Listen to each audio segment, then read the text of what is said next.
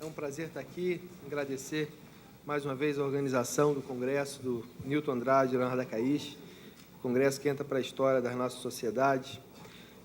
Acho que é importante a gente citar, eu trabalho com várias empresas que têm a relação com estudo biomecânico e, mais importante, eu trabalho com grupos de pessoas que são muito motivadas e ajudam a gente a desenvolver cada vez mais e os desafios de você aprender um pouco mais sobre esse aspecto de biomecânica, tanto lá no Rio como a nível nacional, liderado pelo nosso amigo João Marcelo Lira, que está chegando aí no curso que está sendo realizado agora sobre inteligência artificial, e várias pessoas que eu tive o prazer de conviver e trabalhar em vários lugares, como a Cynthia Roberts, como o BJ Dupsy, o Steve Wilson, como o Dan Dawson, o Ahmed Al-Sheikh, Damien Gatinel e o Michael Belling.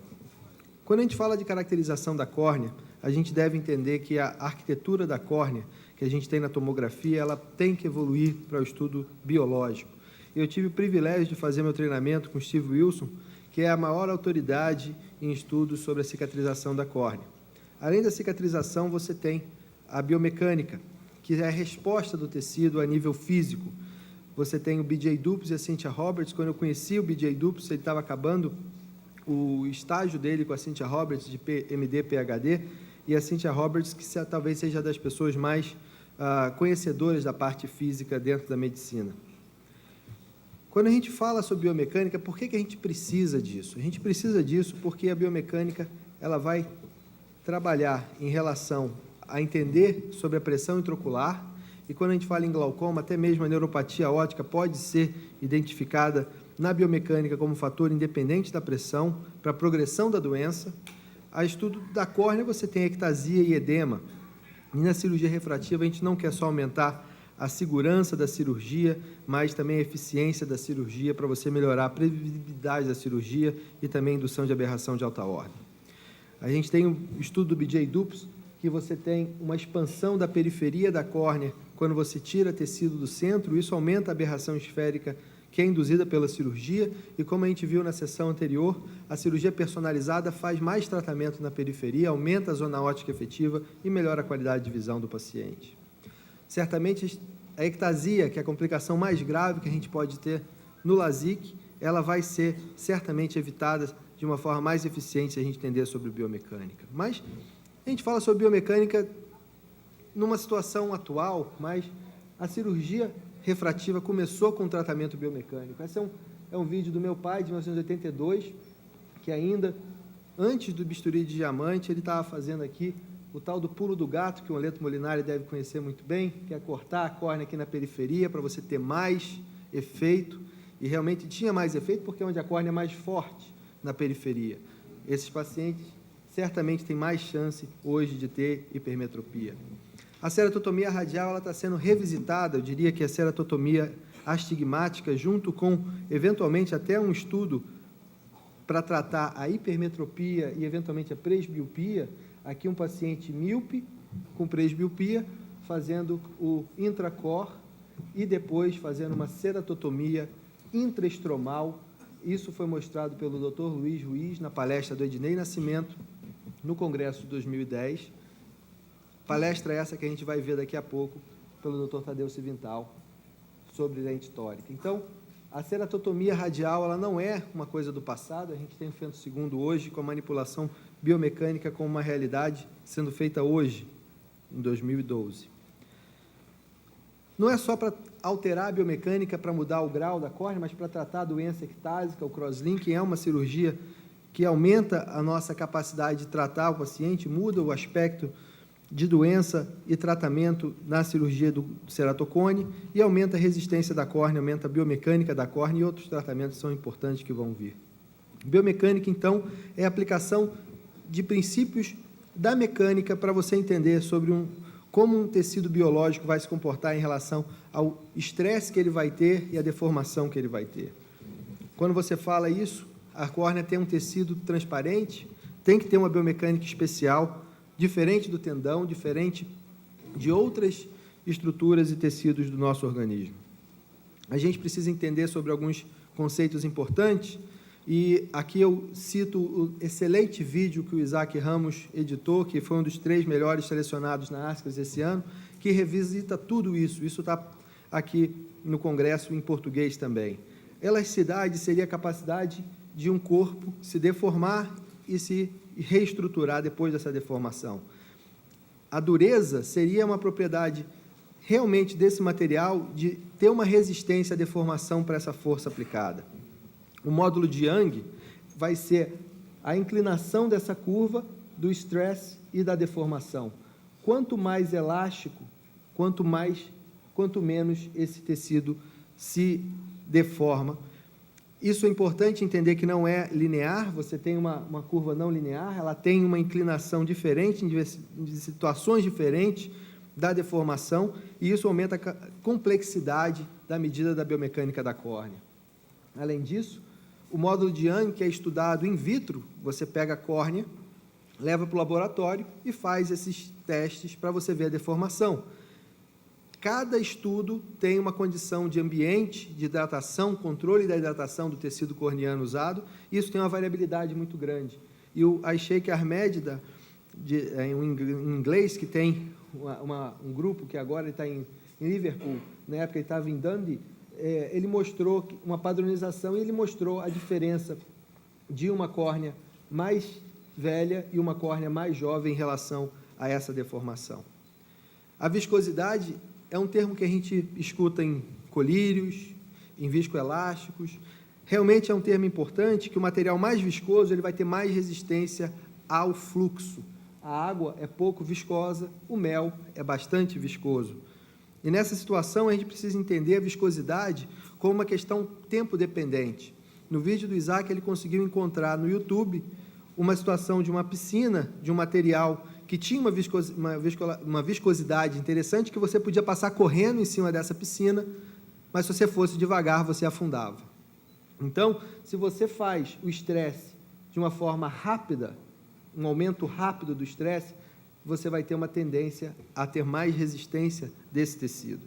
A córnea ela é bastante complexa, ela tem epitélio, ela tem a camada de Baumann, o estroma, a DCM e o endotélio.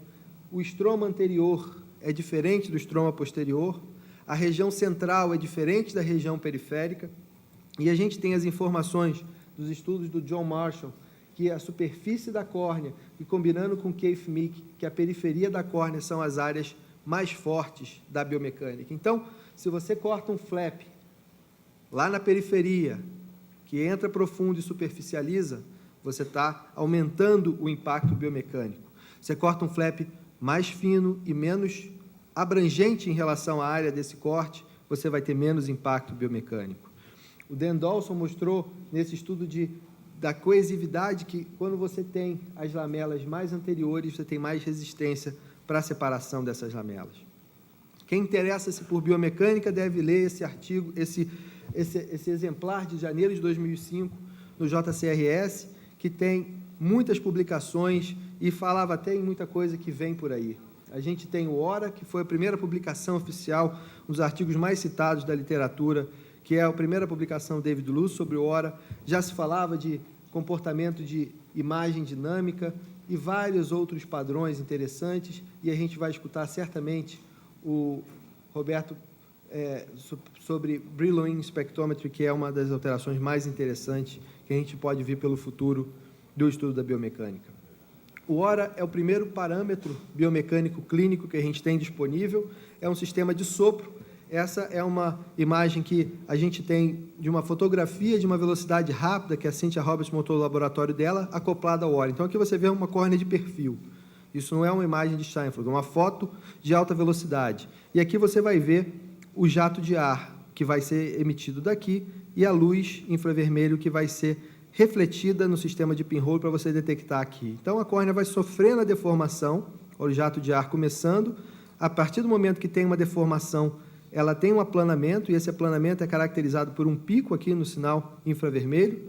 À medida que a córnea continua sofrendo influência do jato de ar, ela vai perder esse sinal, ela vai ficar côncava um pouquinho. Isso a gente imaginava, a gente viu. Quando eu lembro que a Cynthia Roberts mostrou pela primeira vez, a gente achou fantástico.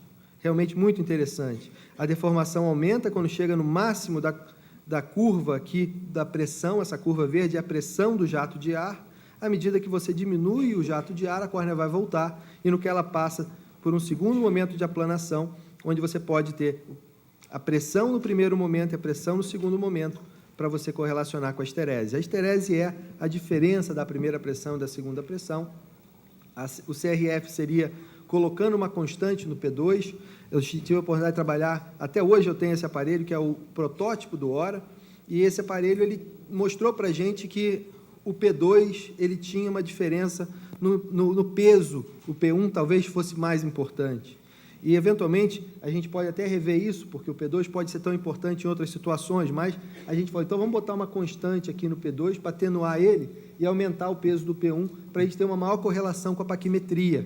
Isso foi feito, o CRF, e a gente foi, eventualmente, acho que talvez pretensioso de chamar esse parâmetro de CRF, que é o coeficiente de resistência da córnea. Talvez o melhor parâmetro, o melhor nome para esse parâmetro fosse o coeficiente da esterese que mais correlaciona com a paquimetria. A pressão calibrada para o Goldman e a pressão compensada da córnea, que considera, pelo CRF, a forma de menos impacto de um LASIK antes e depois, para a gente não ter mudança na medida da pressão. E, novamente, a gente usa alguns algoritmos para chegar nesse número, que funciona muito bem. Talvez seja a pressão de melhor qualidade que a gente pode medir, além do Pascal. O estudo da biomecânica era uma necessidade, e a gente viu uma grande oportunidade. Eu lembro bem da conversa que eu tive com o Bruno, quando ele falou que estava precisando de um tema para fazer o doutorado dele. Eu falei, Bruno, se você quiser, esse é um terreno bastante fértil. Foi quando o Ora estava sendo introduzido realmente a nível internacional na academia, e ele fez um trabalho brilhante de compilação de dados e publicação que realmente serve como exemplo para todos que querem fazer pós-graduação. A primeira publicação foi relacionada aos exemplos dos olhos normais. Então, altos míopes, altos hipermétropes, a gente tem uma distribuição da população normalidade. Estudo de ceratocone contra olhos normais. Aqui você vê um parâmetro muito importante, que é a esterese, que tem uma diferença estatisticamente significante, mas para diagnóstico não funciona tão bem por causa do overlap. O que significa isso? É diferente, mas não serve como parâmetro isolado para usar como diagnóstico. O que é verdade sobre a esterese? Ela é mais baixa em ceratocone, em distrofia de Fuchs, ela abaixa depois da cirurgia refrativa, tanto o LASIK como o PRK. Em situações de, por exemplo, paciente com glaucoma de ângulo aberto, você tem uma situação mais baixa, e em diabetes você vai ter também uma alteração. Existe uma correlação negativa com a idade, e isso realmente foi a primeira informação que desestabilizou um pouco do que a gente acreditaria que fosse a esterese a resposta para a nossa pergunta. E realmente o fato de não ter mudança depois do crosslinking desanimou bastante dessas informações, mas a gente via que alguma coisa mudava também no sinal, e quando a gente fala em esterese é como se fosse o topo de um iceberg. Você tem muita informação sobre o sinal do Ora, que é a deformação da córnea, não o parâmetro da pressão. E aqui você tem uma córnea normal, uma córnea com ceratocone e uma córnea com ceratocone Fuchs, com estereses baixa, mas com parâmetro de deformação diferente. É muito importante ver a literatura. O Collin, da França, mostrou que um caso de LASIK, num olho estável e no outro olho com ectasia, tinha esterese igual. E certamente você vê claramente a diferença do sinal do Ora nos olhos estável com ectasia. Aqui um paciente com ceratocone bastante assimétrico, paciente de 2006, que a gente verificou que esse olho aqui teria uma situação de uma esterese relativamente normal, mas um parâmetro biomecânico tão baixo como o outro. Então, realmente a atenção à biomecânica era muito mais importante.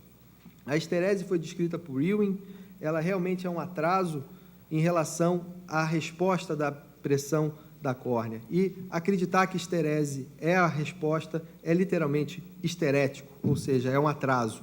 Vamos tirar isso, é um parâmetro importante. Eu acredito que ele deva servir muito mais para glaucoma do que para, eventualmente, utilizar para ceratocone e cirurgia refrativa.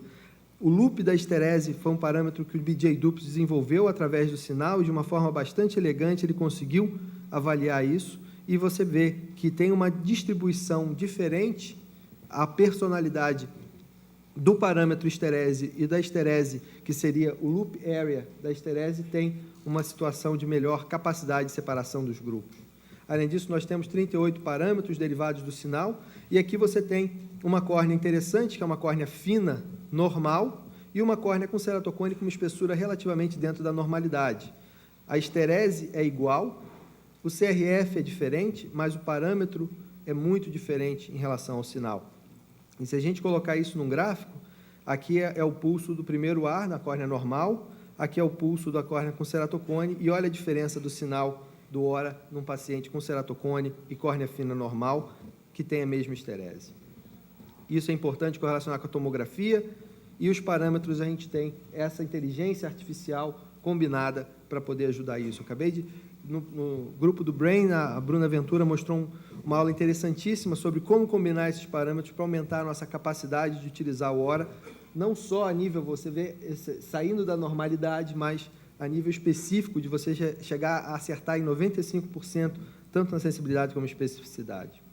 Quando a gente fala sobre o que é verdade em relação à biomecânica, eu não posso deixar de citar o Can Robert, que ele fala que essa é uma variável do passado que sempre foi presente e sempre foi ausente na nossa avaliação. E nessa situação a gente fazia uma hipótese de como era a esterese e como era a tomografia e como é o sinal de deformação, e a gente fez a nossa logo do grupo de estudo, que é exatamente isso.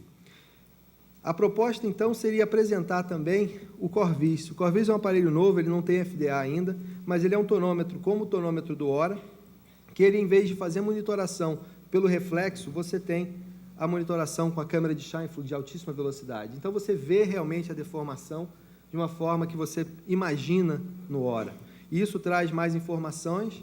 A gente fez um estudo com lente de contato, 3 lentes diferentes, uma com mais, uma espessura de 525 com mais polímero, a outra com uma espessura baixa e menos polímero, e uma com menos polímero que a primeira, mas com uma espessura maior. A gente trabalhou com essas lentes numa câmera fechada, com pressão ajustada, e a pressão foi ajustada de 0 a 70 milímetros de mercúrio, com 5 milímetros de intervalo. Para cada situação dessa, então, cada lente foi examinada de 0 a 70, a gente fez 6 medidas para ver a repetibilidade do aparelho. A repetibilidade foi excelente, com menos de 5% de variabilidade. Aqui você vê a mesma lente na deformação, em 0 de pressão, em 20 e em 60. Você vê que a pressão na mesma lente influencia a deformação. Isso é muito importante para a gente entender, porque se a gente não entende a pressão, você não vai entender a deformação. Aqui você tem, em 20, a lente mais forte, a lente mais fraca e a lente intermediária, que apesar de ser mais grossa que a primeira, ela deforma menos. Ela deforma um pouco mais e tem menos capacidade de aguentar aquele sopro de ar.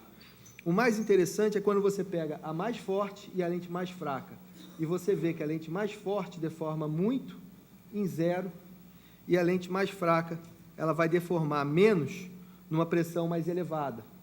E isso traz para a gente uma situação que, se você pega um paciente com ceratocone que está com a pressão alta, ele vai parecer que tem uma córnea dura.